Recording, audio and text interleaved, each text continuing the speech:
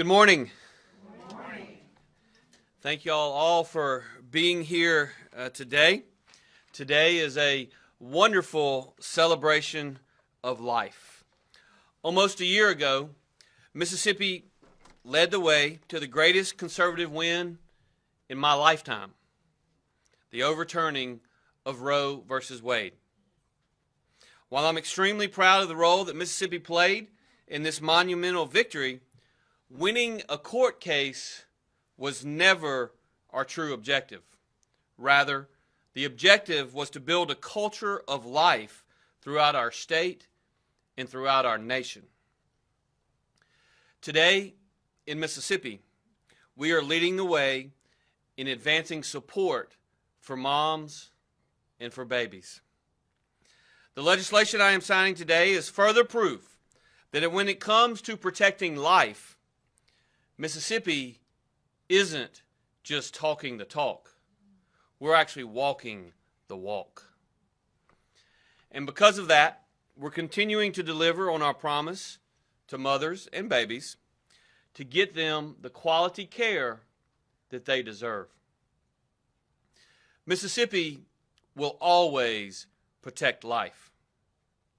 Our state will continue to be a beacon on the hill, a symbol of hope for our country, and a model for the nation. Today, I'm surrounded by individuals in this room who have committed their lives to helping make Mississippi a better place for moms and kids. They understand well the value of this cause and the importance of supporting mothers. As I've said many times before, Mississippi has moved to the next phase in our pursuit to build a culture of life. That phase is the new pro-life agenda. I've also said this many times. This next phase will not be easy and it will not be free. But it is the right thing to do. And Mississippi is committed to doing the right thing. I'm confident that all of us working together, we're going to continue to get the job done and deliver the support that Mississippi moms and Mississippi babies deserve. Now today, I'm signing a series of bills which lay the foundation for this agenda. They pave the way to our future, and they make our state even more supportive of mothers and children. Today, I'm signing House Bill 510, which establishes a foster parents' Bill of Rights. This legislation increases transparency for foster parents, expands communication opportunities with professionals, and makes the Mississippi Department of Child Protection Services personnel more readily available for foster parents. In addition, it helps ensure that the educational needs of foster children are being met and provides access to available resources for parents. I'm also signing today House Bill 1671, which expands the tax credit for pregnancy resource centers across our state from $3.5 million to $10 million. This is a remarkable increase that will encourage private donations for the benefit of those who are helping women with limited resources navigate motherhood. I'm also signing Senate Bill 2696, which creates an income tax credit for qualified adoption expenses. The program will cover a maximum of $10,000 worth of adoption expenses for those who adopt a child from Mississippi and $5,000 of expenses for children outside of Mississippi. The adoption process is far too expensive, and Mississippi has many children seeking loving forever homes. This legislation is an important step forward in helping to lower the barriers to adoption and unite children with the permanent families that they need and deserve. In addition to the bills that I just mentioned, I would also like to announce that I have signed House Bill 1625, which gives the Mississippi Department of Child Protection Services the largest budget in its history. This equips the agency with the resources needed to effectively carry out its mission and to better support Mississippi children. I've also signed House Bill 1318, which increases the opportunities available for parents to choose adoption by authorizing safe haven baby boxes across our state. The legislation increases the age that children can be dropped off at these boxes. It authorizes safety devices to be sponsored by emergency medical service providers, and it authorizes any city and any county in our state to sponsor a baby safety device. I've also signed Senate Bill 2384, which establishes the Mississippi Task Force on Foster Care and Adoption. The task force will study Mississippi's laws regarding foster care, adoption, and other related areas and make recommendations for improvement to the Mississippi legislature. I've also signed House Bill 1149, which established the Mississippi Department of Child Protection Services as its own agency separate from the Mississippi Department of Human Services. This separation will give it the ability to draw down more federal funds to support Mississippi families. The legislation will also help to improve the efficiency of CPS procedures, including adoption cases. So with that, I'm going to ask our legislators who are in the room who would like to come forward to stand behind me as I sign House Bill 510, House Bill 1671, and Senate Bill 2696.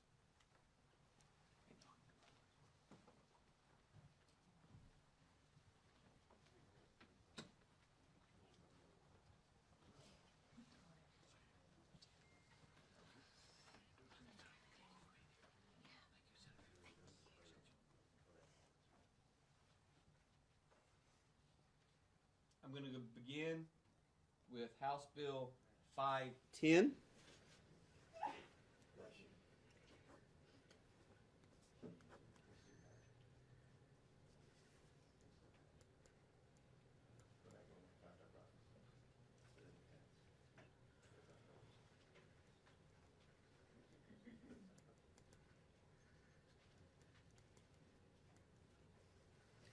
House Bill 510 is now law in the state of Mississippi.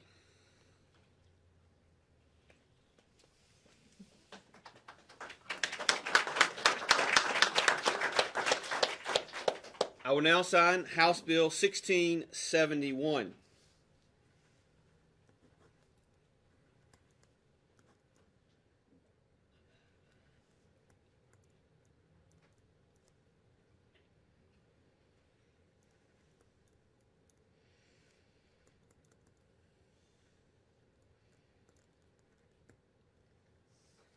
House Bill 1671 is now law in the state of Mississippi.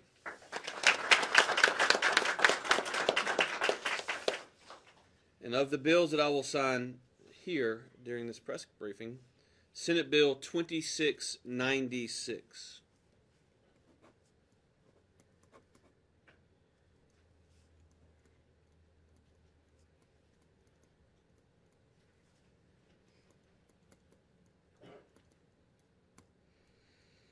Senate Bill 2696 is now law in the state of Mississippi.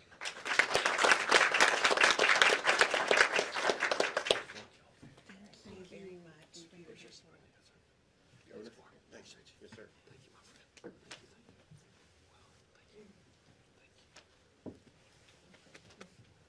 friend.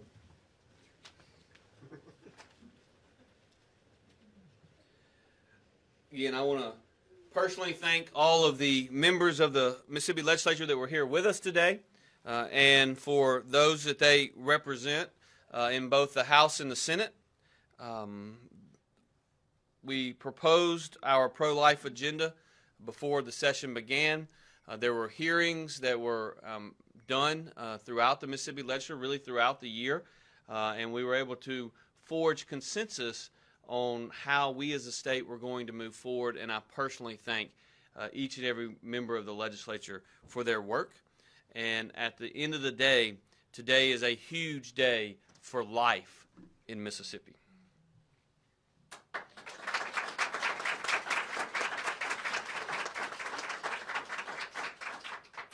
Every year, the governor of the state of Mississippi gets the opportunity to address the legislature in the State of the State. This year, during my State of the State, I called for the enactment of bold and transformational new pro-life agenda for our state. I called for increasing our support for pregnancy resource centers, and today, we've done that. I called for expanding safe haven laws so that parents have every available opportunity to choose life. And today, we've done that. I called to enact policies that help make adoption less expensive. And today, we've done that. I called to strengthen resources for new mothers seeking to support their families. And today, we've done that. Again, I'd not only like to thank the members of the legislature who worked so hard on these bills, but I'd also like to thank the activists, the nonprofit leaders, our church leaders, some of whom are here with us today, and others who've worked so hard to make today possible. With your help, we've taken another tremendous step forward in the pro-life movement. But I also want you to know that we're just getting started. Mississippi will be relentless in our commitment to life. We will be relentless in our support of mothers and children. And we will be relentless in our efforts to continue to advance the new pro-life agenda.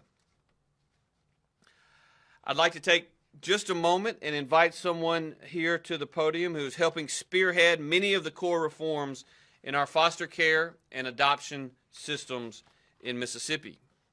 Andrea has done a phenomenal job and tremendous work at Child Protection Services and is a core component of Mississippi's efforts to support children and families.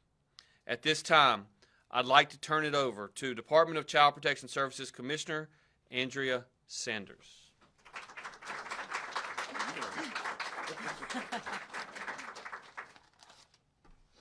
Thank you, Governor. Good morning, and I want to thank first Governor Reeves for his constant refrain that being pro-life means more than just being anti-abortion. It means taking care of the children and families in Mississippi and investing in their future and their current experience. So I'd also like to thank him for entrusting me for the last 2.5 years with what truly has been the hardest job of my life. I used to say that being a parent was the hardest job of my life, but this one tops it. Today I have 3,706 live souls on board. So those are the number of children that are in the custody of the state. And each of those lives is precious.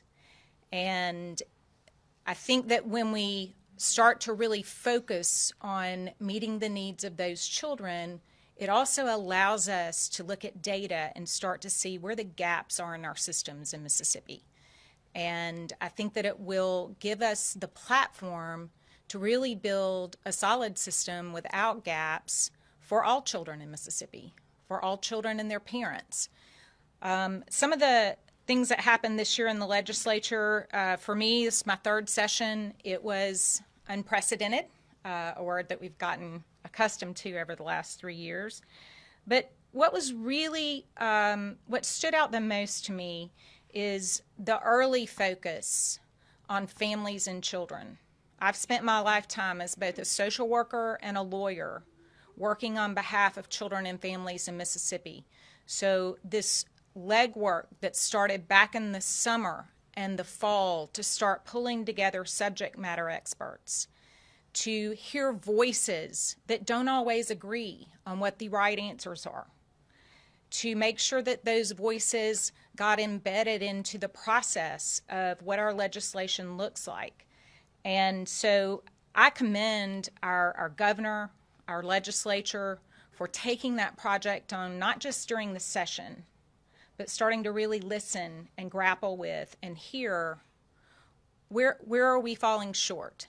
So that was really the genesis of a lot of the legislation. It was important. We knew it would be very important to make sure that mothers have every opportunity when they're in a desperate situation, an embarrassing situation, that they have every opportunity to choose life without repercussions. So we have expanded the safe haven law. I was a young social worker when Mississippi first passed that law. And to be honest, it was a law that helped make sure that children of mothers in desperate situations didn't end up left somewhere where they couldn't survive. So I commend the legislature for helping us ensure that we broaden that opportunity for women. The separation of CPS from DHS, it sounds like an administrative move. It means that the state is prepared to focus on the work that this agency does, which is different from any other agency in the state. We do handle live souls. That's our work. Those are our cases. It's a 24/7 job.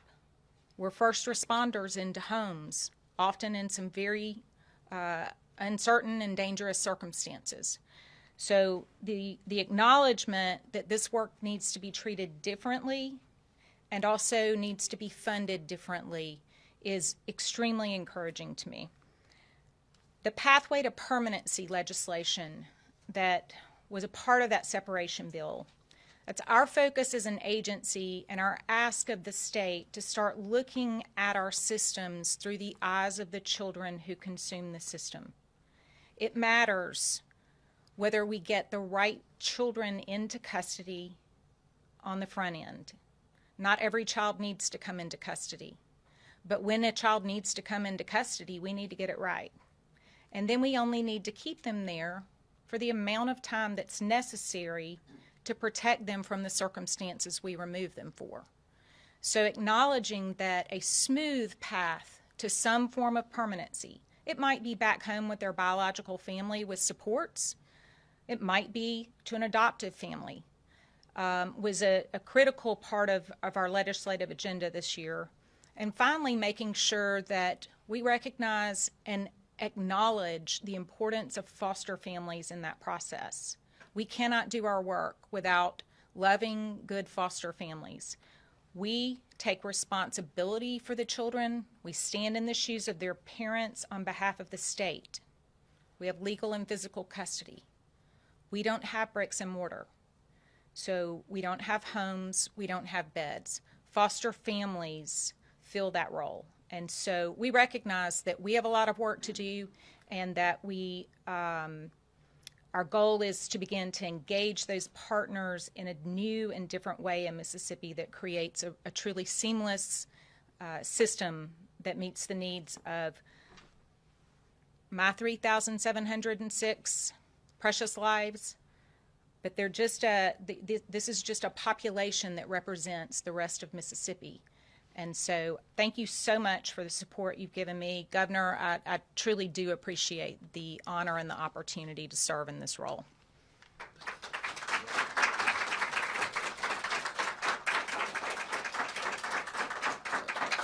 Thank you. I really do appreciate Andrea's work. When she says this is the hardest job that she's ever had, I believe her. I believe her, and the reason I believe her is because I talk to her and I listen to her and I offer my 100% support every day to try to make sure that we are headed in the right direction. And what I will say is Andrea also represents a whole lot of people at her agency, at other state agencies, and the community at large that really do care. They really care, and they are working diligently every single day to improve a system that we all know needs to continue to improve. There is no doubt about that. and we're going to continue to work to make sure that happens. The heart of this movement lies with those individuals, with Mississippians, and ultimately in our churches and our nonprofits who are on the front lines of the effort to support mothers and children across the country. You know, I've said, and many of our faith leaders in the state have heard me say this, the overturning of Roe v. Wade is a watershed moment in this country's history, but it also is a wake-up call to those in our churches across the state that we have to step up. We have to step up. Those of us who want to be helpful, we have to step up. Pregnancy resource centers are one areas in which that is being done. They support women in need. They're doing great work throughout our state. And I'd like to invite Erin Kate Good, who is standing behind me, who is with the Center for Pregnancy Choices, and she is their director. And Erin Kate's going to say a couple of words. Erin Kate, thank you. Good morning. On behalf of Mississippi's Pregnancy Resource Centers and Pregnancy Medical Clinics, I thank you, Governor Reeves, Lieutenant Governor Hoseman, and Speaker Gunn, and the members of the legislature, and all of those who work tirelessly behind the scenes. I thank y'all for taking another monumental step toward building a culture that values and supports life in Mississippi. Because of the passing of the Pregnancy Resource Act last year, Mississippi businesses had the opportunity to invest their would-be tax dollars directly into their communities by donating to qualifying pregnancy resource centers. This benefit to taxpayers resulted in increased participation and support of the vital work of pregnancy centers, who have been on the front lines in communities across the state, serving women and families for years. With these increased funds, pregnancy centers have been able to launch new programs, expand support options, hire more essential personnel, and obtain larger clinic spaces. Ultimately, this credit has allowed pregnancy centers already to serve more women and families in more meaningful ways, and we're just getting started. As somebody who's lived in Mississippi my entire life and has worked for the CPC now for 10 years, I am truly grateful for the vital role that our state has played in changing the course of history in the fight against abortion and standing for the value and the dignity of every human life and protecting the most vulnerable among us. I believe that right now we are living in a very significant moment in our state. Our work is not over. And if we're going to succeed in making abortion unthinkable for future generations, we must continue to work together toward this common goal. And I'm grateful that our leaders came together to pass this important bill that paves the way for our communities to work together to address the significant needs of women, children, and families. As this bill is signed today to increase the tax credits, we're committed as pregnancy centers to do our part to reach more women who are facing unplanned pregnancies and to connect them to the resources and support so that they are equipped, so that they are empowered, so that they know their value and their worth, and so that both mother and baby, and the dads too, can thrive. May God bless you for your work in valuing and protecting life. Thank you.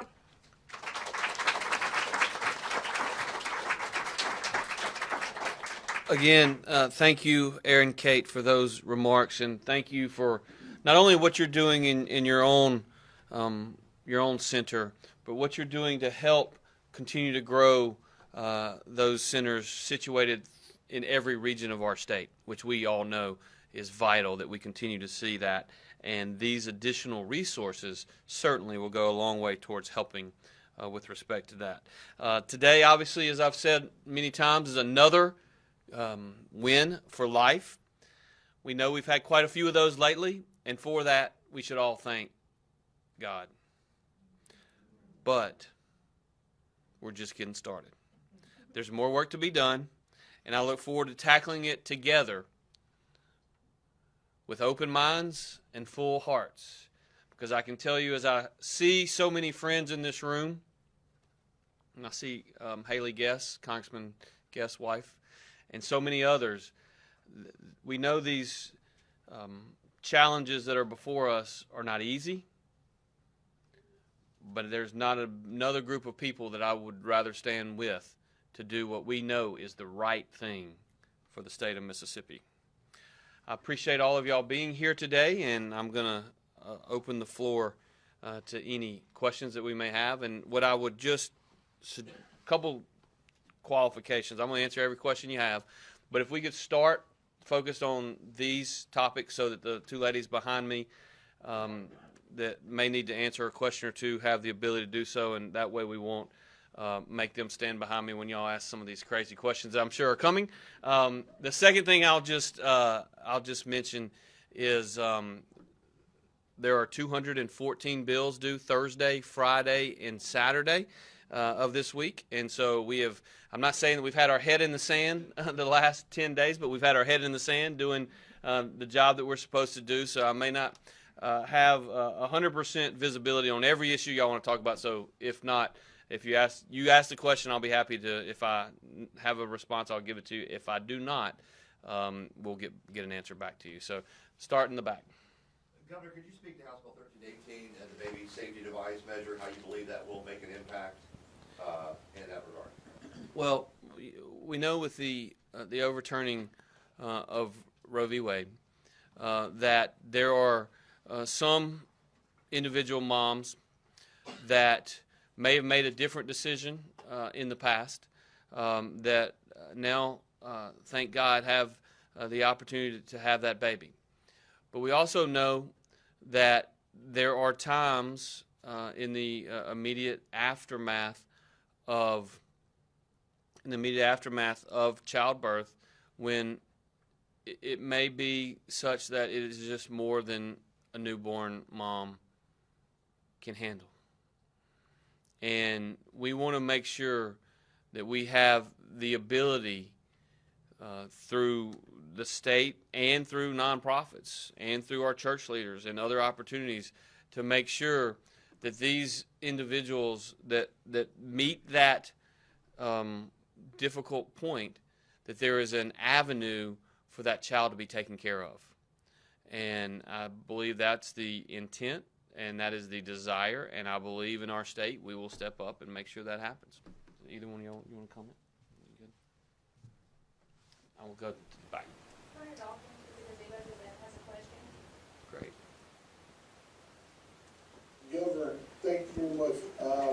As you know, I have done an article, a few articles based on this, and also I've worked with the advocate, Caitlin Kelly, on this, as the city of Long Beach was the first in the state of Mississippi. As the last night at the board meeting, they approved funding to create this box. What my question to you, Governor, is the state going to provide any funding, anything as such, if municipalities decide to do this and take action on this? Well, obviously the power of the purse is in the legislative branch of government in Mississippi. But I think what the signing of this entire pro-life agenda today shows is that our legislature and our executive branch and our governor are committed to providing the resources that are necessary to do everything that we can to make sure that we take care of moms and babies in our state. I appreciate the people in Long Beach and along the coast, another area where our friends on the Mississippi Gulf Coast are leading.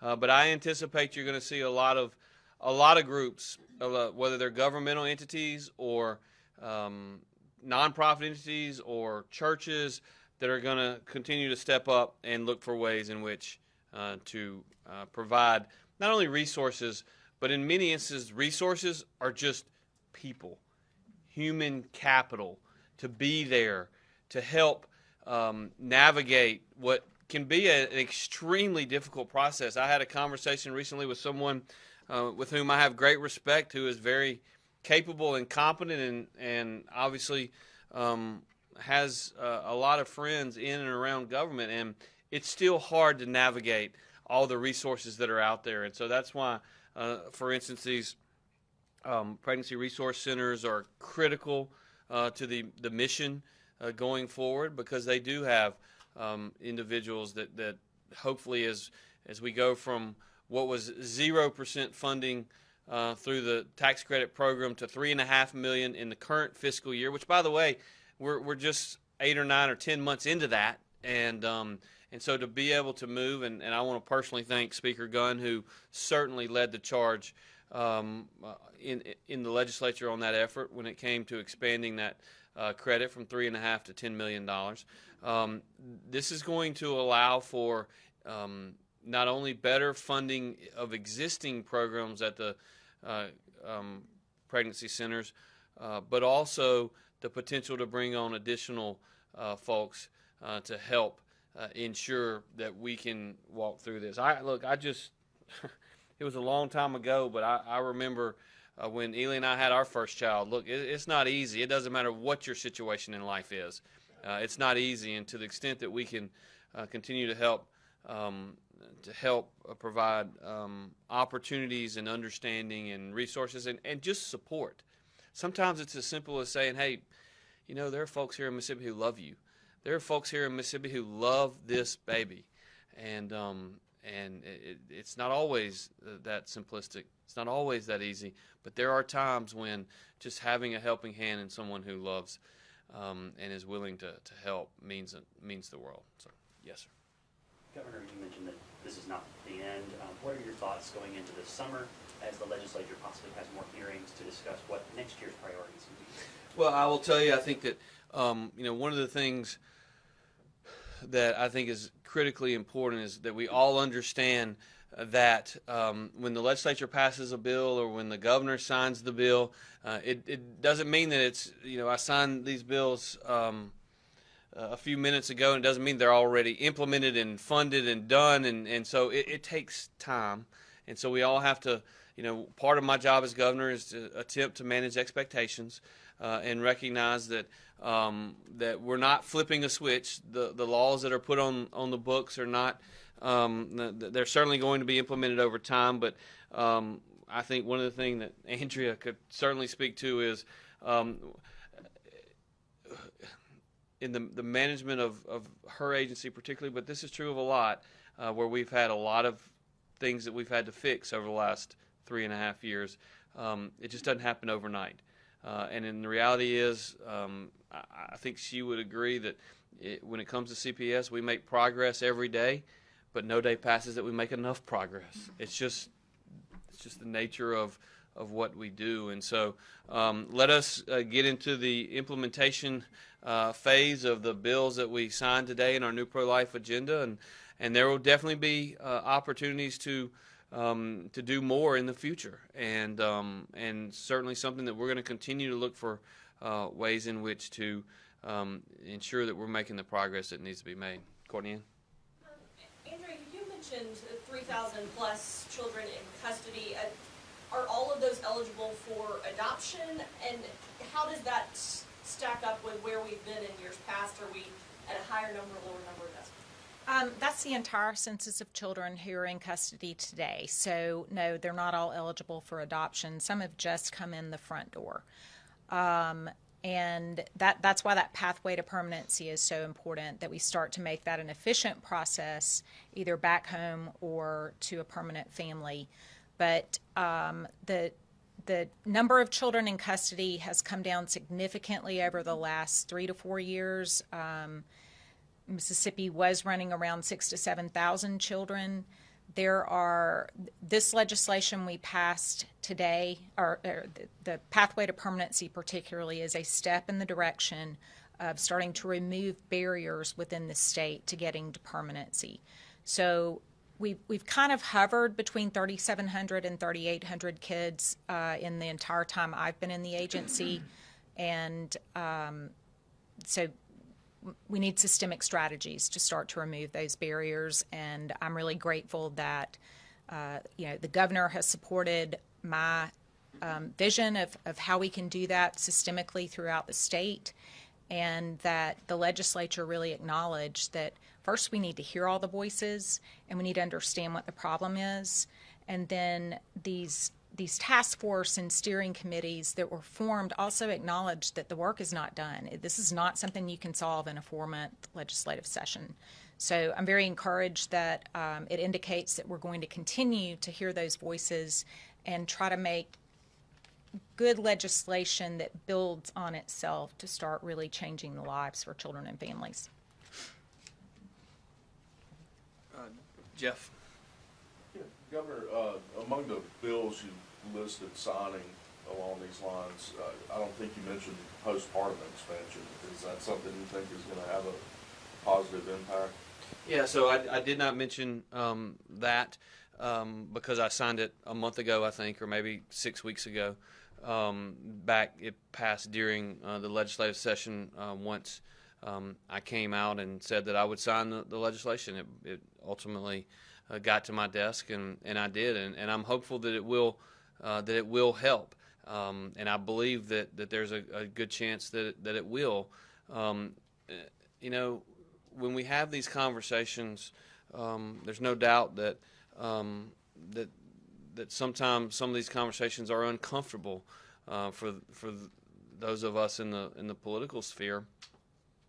And what I would tell you about the postpartum care, and we tried very hard to accumulate data, and one of the things that we have figured out, and we certainly figured out during COVID, but it's been true since, and that is the State Department of Health and the state plan is really not set up in such a way where we have very good data at the State Department of Health. And I actually met with Dr. Edney as recently as this past Friday afternoon, and Dr. Edney and I strongly agree that that's one of the things that has to be improved. And to his credit, and to the credit of everyone on the board of the State Board of Health, they passed and enacted a plan on Friday or Thursday, whenever the Board of Health meeting was last week, in which they are going to improve that process. And they have agreed to hire a consultant to allow for long-term the state plan to do a much better job of capturing data and having that data available so that policymakers in the legislature and the executive branch have access to information.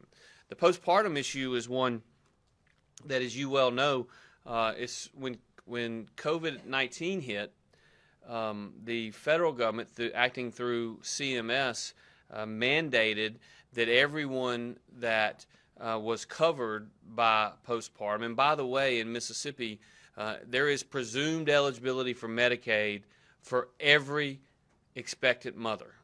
And so let me just say that again. There is presumed eligibility for every expectant mother. And so if there is if there's someone out there that finds themselves in a situation in which they are pregnant, there is presumed eligibility for Medicaid. Now, historically, the only real way to get that coverage was to go to the local ER because there was very few pathways through which they could navigate that process. We're working to improve that at the division and otherwise. But when COVID hit, CMS said that every mother that is on Medicaid was entitled to 12 months of postpartum care. And so what I was hoping as we moved into the 2023 legislative session is that we would have some data on and some statistics on has that fact that all of those Medicaid moms in 2020, 2021, 2022, and now the beginning of 2023, have we seen improved outcomes? And what we find is that we don't really have significant data. But it certainly stands to reason that if those moms in month 3 or month 4 or month 5 are going back to their physician, and that the baby is going back to a physician and getting care, I certainly think that it stands to reason that we have hope and we have optimism that those outcomes will improve. But yeah, I did mention that particular bill earlier today because I signed it, I think, 6 weeks or so ago. Emily. Governor, listened to Brandon Presley campaign the other day, and he talked about. I wouldn't recommend that. He talked about how he considers himself pro-life as well, and he thinks that a broader Medicaid expansion would fit into that. I wanted to ask you again, I don't think you've changed your position, but could you talk about whether you think a broader expansion of Medicaid would be a pro-life position? Well, I will say this. I'm glad to hear that he is pro-life and continues to be pro-life. I know that there are a lot of potential donors to his campaign that really want to come after the state of Mississippi this year. And because we were at the forefront of overturning Roe v. Wade, and I anticipate that that will occur. With respect to the overall expansion of Obamacare in Mississippi, I have not changed my position. I continue to believe that it is not the right path for the state. In essence, I believe that adding 300,000 additional people to welfare in our state is not the right approach for Mississippi. And so my question is always, if we have approximately 800,000 people on Medicaid today, and if those individuals, some of whom are in the room maybe, want to expand that by 300,000 more, why is, if a quarter of the population of Mississippi is not the right number, why is a third of the population in the state of Mississippi not the right number? Why shouldn't it be half of the population? Why shouldn't everybody in the state be on Medicaid? And by the way, there are people in this state that think that they should, because they believe we ought to have single-payer health care. They believe that we ought to have one payer in the United States of America, and that ought to be the government. I don't believe that. I don't believe that's what's in the best interest of health care of those that are currently on Medicaid, nor do I believe that's what's in the best interest of those who are not currently on Medicaid. You see, there are those who believe more government benefits are always the answer. I actually believe something different, and that is I believe more opportunity for individuals to be in the workplace and providing for themselves and their families is the answer. And that is the solution. And oh, by the way, nobody wants to write about it a whole lot. I understand why, but really I don't understand why. But we're actually winning in Mississippi when it comes to that as well. The most recent data shows we have the lowest unemployment rate in the history of Mississippi, 3.7%. But not only do we have the lowest unemployment rate, because look, I'm an old economics major. It was from a little small liberal arts college here in Jackson, but I'm an old economics major, and I recognize that you can kind of shift a little bit what that unemployment rate looks like based upon how many people are actually in the workforce. But what you can't fudge is how many people are actually working. And in Mississippi, we have just shy of 1.2 million Mississippians working, which puts us today wherein Mississippi has more people working than at any time in our state's history. And it's not just that we have more people working than any time in our state's history. We also have those individuals, on average, are making almost $8,000 per year more than they were making when I became governor, which is almost a 20% increase in per capita income in our state. Why is that happening? Because we've led the charge and led the effort, and we've worked with our legislators to improve workforce development and workforce training, and now we're focused on training Mississippians for the jobs not of the last 50 years, which paid here, but the jobs of the next 50 years, which pay here. And we're going to continue down that path, and I look forward to a very, very good dialogue over the next 6 months on those topics. Coming close to those deadlines, a lot of attention still off HB 1020 and the Jackson measure. Have you had a chance to study it or draw some conclusions of where you think that measure's going? Yes, I have had an opportunity to look at it. We have reviewed all 214 bills. We hadn't made decisions on all 214, and we'll make a final decision on House Bill 1020 over the next 48 hours. And I would anticipate a final decision coming by the end of the week.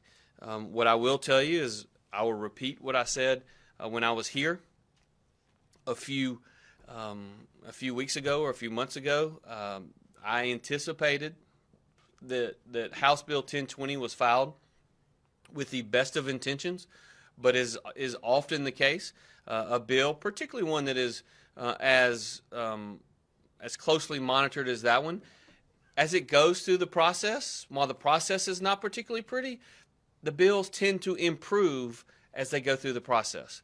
I will tell you that House Bill 1020 certainly fits that.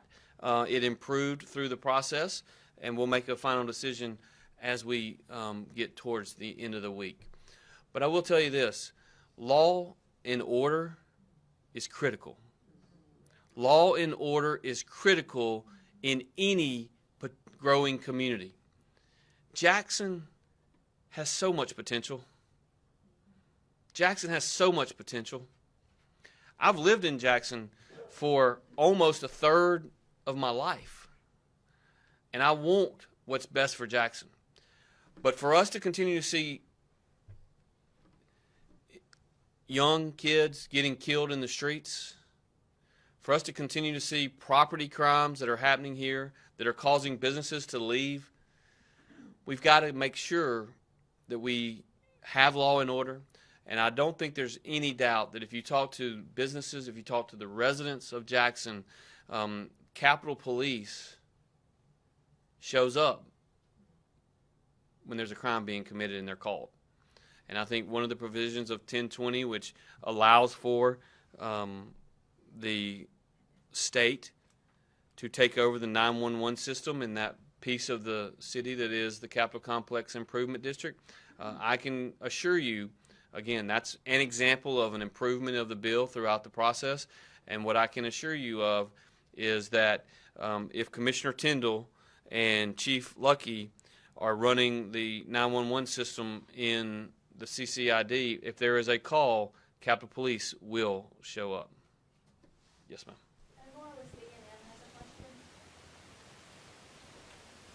Hey, Governor, thank you for taking the time to answer these questions. Kind of a follow-up to that. Obviously, you all are providing resources in regards to House Bill 1020 and related one as well. Obviously, the state is providing resources, but it's going to take a pretty big collaboration with local leaders and local law enforcement as well to sort of keep the entire city safe, to provide that law and order as you described.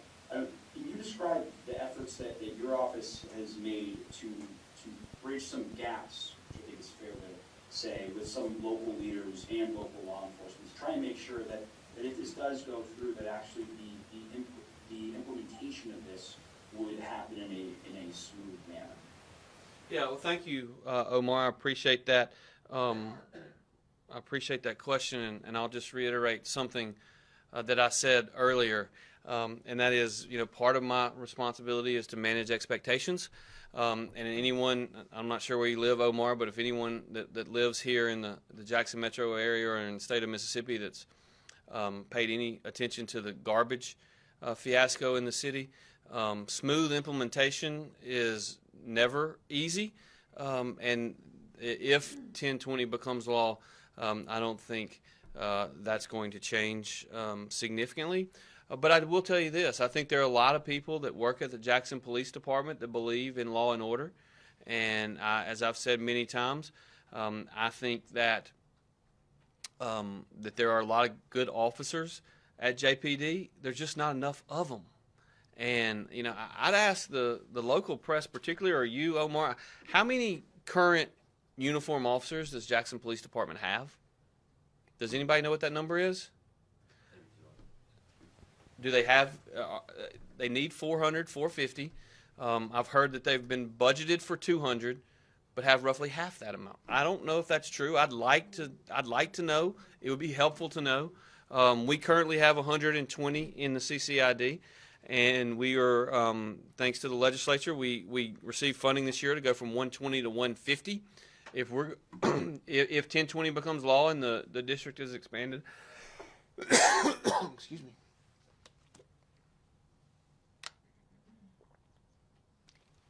We're going to have to continue to improve and increase that number. But 1020 doesn't just contemplate what happens inside the Capital Complex Improvement District.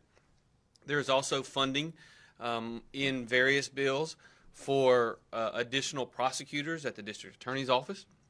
There is also funding for additional public defenders here in Hinds County. There's also funding for additional judges here in Hinds County. And so, again, direct funding to help get control of where we find ourselves. I think it's again, there were a lot of those improvements were made along the way and through the process.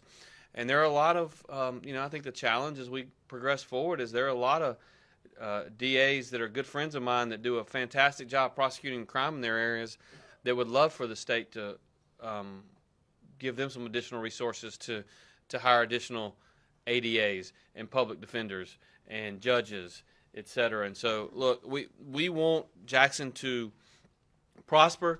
To be perfectly honest with you, we need Jackson to prosper. We as a state need a downtown area that is attracting young people to it. That's just a fact.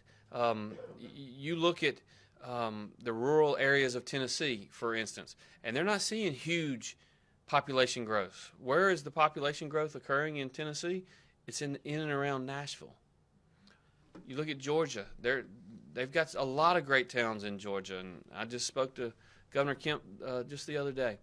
But if you look at where the huge population gains are in Georgia, it's the suburbs of Atlanta and in downtown Atlanta. And so, again, we need Jackson to prosper. We want Jackson to prosper. The legislature has passed a bill in 1020 that we are reviewing, as we always do, and we'll make a final decision towards the end of the week.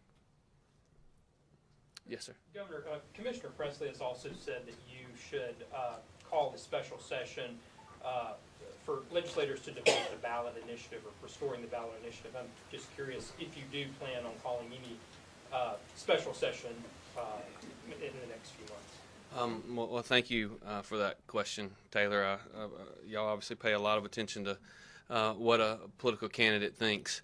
I don't know why that is, but what I would tell you is I am a strong supporter of the ballot initiative.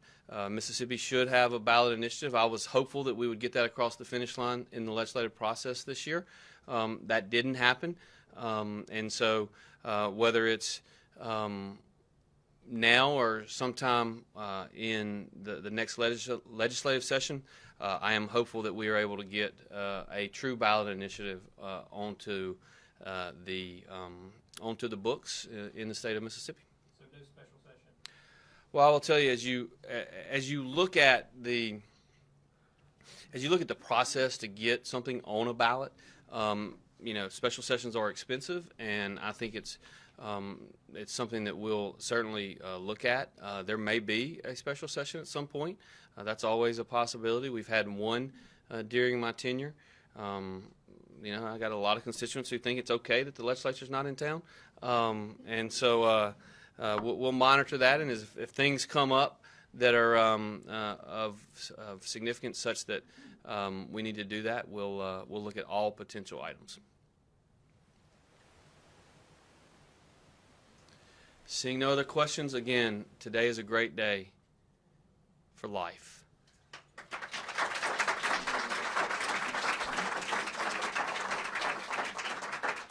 And today is a great day to be a Mississippian. Thank you all.